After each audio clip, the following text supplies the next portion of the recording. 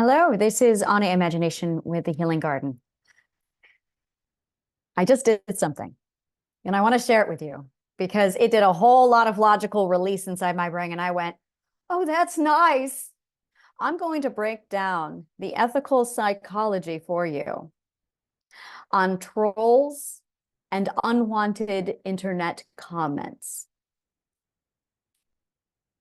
Of the 12 ethics, when people become abusive online and they become highly critical of you, they are violating a number of the 12 ethics.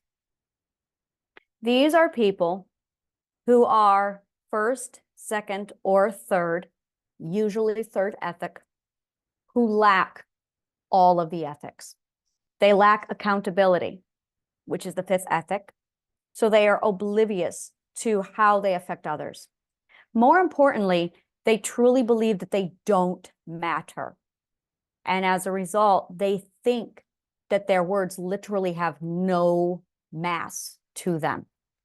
So they throw them all over the place. They throw them around, thinking that the stone doesn't exist. I'm going to say that again. Trolls are the people who truly believe that when they pick up a stone and they throw it, the stone isn't real. So they can throw as many stones as they want. They're like ghosts. They are exactly like ghosts who realized that they don't matter. So they lash out with vast strength and power, convinced that they have no effect on others because they believe that they don't exist, which is why they throw so hard. It's not that they don't care. It's that they are that desperate to make an impact, but they don't understand, they can't see, nor do they realize that they do matter. And this is all that this comes down to, is they don't think they matter, which is a really common way of saying they have no mass in their minds. They are that invisible. So they lash out, they're loud, they're noisy, they're hurtful, because these are the people who truly believe they have no mass. This happens at the first ethic and at the second ethic and the third ethic. Because they have a dysfunctional first ethic, an absent first ethic, they lack any concept of having any ability to make an effect. They're trying to start a chain reaction that they can't start up. And every now and then they get it started and they see a little bit of a chain reaction. That's when you give them attention and limelight and they go, there, that's what did it. I need to do that again, which is why you shouldn't respond to them. Because it validates that that is how you get a chain reaction started, by being an asshole. The second ethic is self-authority, which they don't think they have, which is why they scream and they're running all over, insisting, they get critical and they critique you and they break you down and they tell you everything you've done wrong and they're super critical because they don't feel self-authority because they did not achieve the second ethic. This is what happens when you arrive at the third ethic prematurely without having the first or the second ethic. This is exactly what happens. When a third ethic arrives at the third ethic, which is independence, and they lack self-authority and self-matter, autonomy,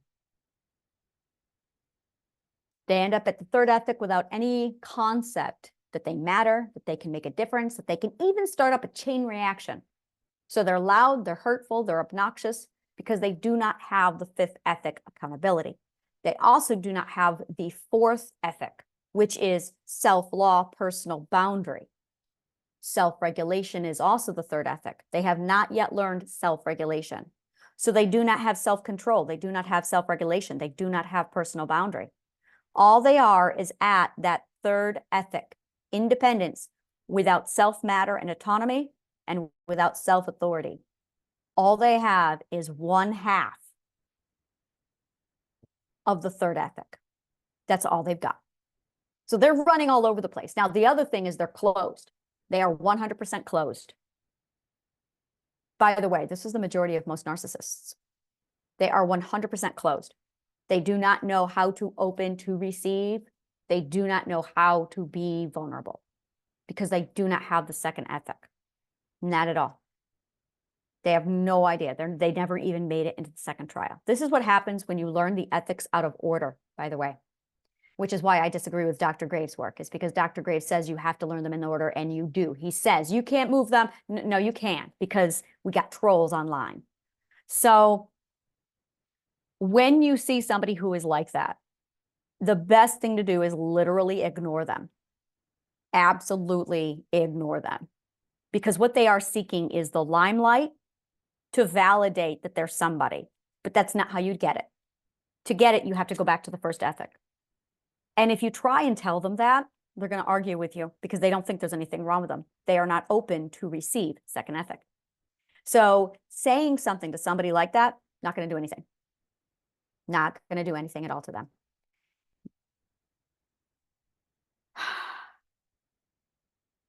I'm still trying to puzzle out how to do that.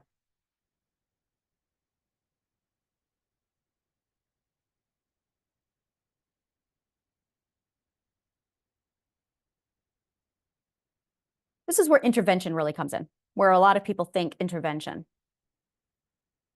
And the problem with intervention,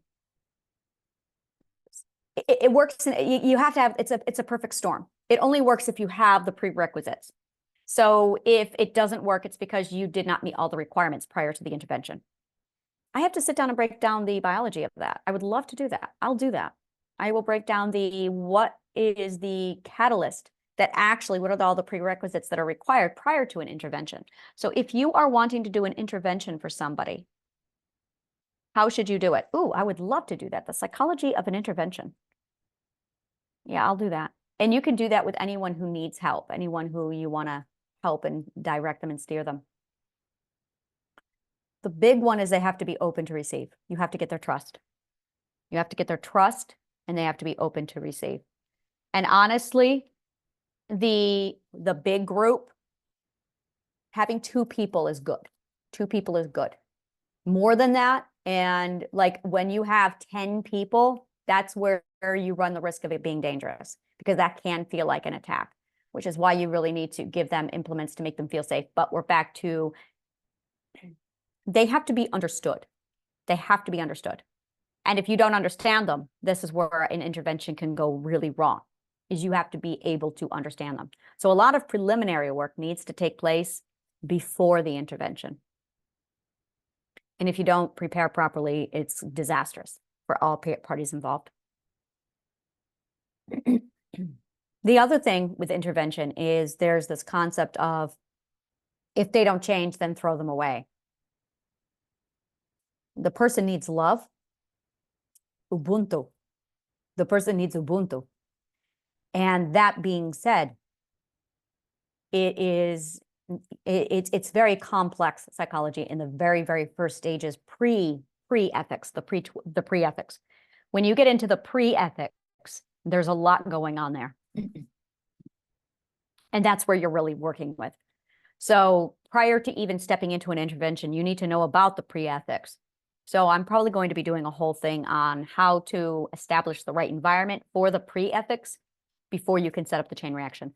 A person who is struggling with addiction that you're wanting to do an intervention with, and this is also true with narcissists. If you have a narcissist in your life and you are wanting to help them, you're going to, I'm overcomplicating it. Let me simplify this.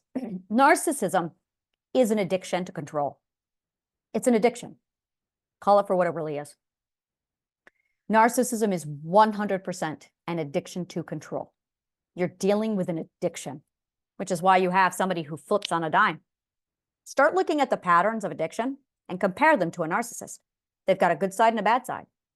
When they don't get their fix, when you threaten the alcohol or the control, they snap. You're threatening their self-preservation. That's what you're doing. When somebody interferes with an addiction, what you're really doing is threatening their self-preservation. You're not addressing the self-preservation. You're addressing the substance that gives them self-preservation instead of addressing the actual self-preservation. So it is interpreted as an attack because you're taking away their self-preservation. This is what happens when uneducated people try to do things that they should not be doing. And that makes them more defensive because you're targeting their self-preservation. And their subconscious mind doesn't understand the difference between the two. And that's where they need to be doing the work in the pre-ethics to address that logic loop by emotional management. So when you are looking at intervention, addiction, and really start changing the way you think about narcissism, it is 100% an addiction to control.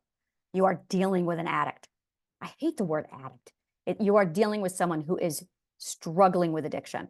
But because we don't call the narcissist addiction, we call it an ugly label. No one's helping these poor people.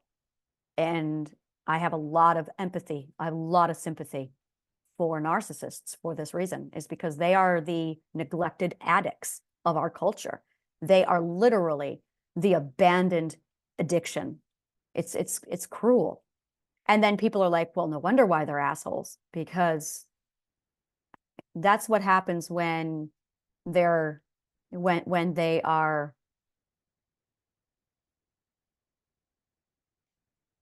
That's what happens when a person is born without love. That is exactly what happens. So, and there's a lot of work out there now that's more and more proving that the empath is the narcissist. There's also something I was watching the other day where they were talking about narcissists, children of narcissists. And kudos for you if you walked away from a narcissist and you're not a narcissist. There's no such thing. There is no such thing as somebody who grew up with a narcissist and walked away untainted. There is no such thing. If you grew up, because reciprocity exists, because the subconscious mind mirrors response. So if you grew up with a narcissist, you have narcissism. You have the problem. You cannot be exposed to it. 3 months. I've tracked it. 3 months. You're around somebody who is that way for 3 months, and you are going to pick them up. This is basic biology on how long it takes a person to start mirroring another person. 3 months. So if you have been around a narcissist for 3 months, you're going to behave like them. And there's stages of this progression. First stage, second stage, third stage, fourth stage. The empath is the second stage. The grandiose narcissist that we all know is absolutely that third stage. The I'm going to help you and you're going to like it, third stage. But it's also second stage where it toggles between damsel and superhero. They're the damsel in distress, but they're also the superhero. That's your second stage. Borderline personality disorder, empaths, second stage. If you are struggling with addiction and you are very quiet and you are highly codependent, where you're constantly saving everybody and you're overgiving, first stage.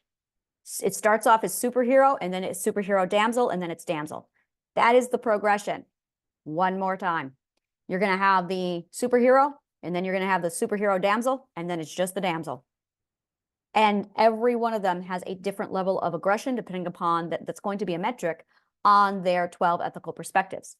If you are a first, second, third, fourth ethic, you're going to be highly aggressive. If you are a sixth ethic, a fifth, sixth ethic, you're going to be very emotional. You're going to be very compassionate.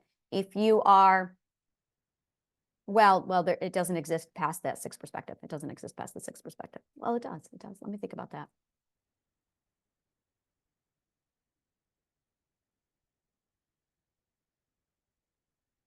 Yes, it does exist past the six perspectives. It does. So in the later ones, it's changing it. It's okay, how do I change it? It's when you turn inward and you go, okay, now let's solve this. And they address the problem after the seventh ethic.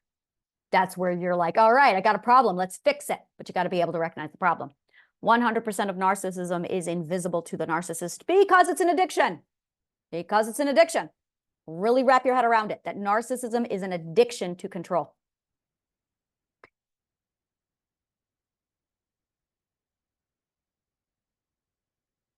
All right, let me go ahead and leave it here. So thank you so much. I may the kindest of words always find you.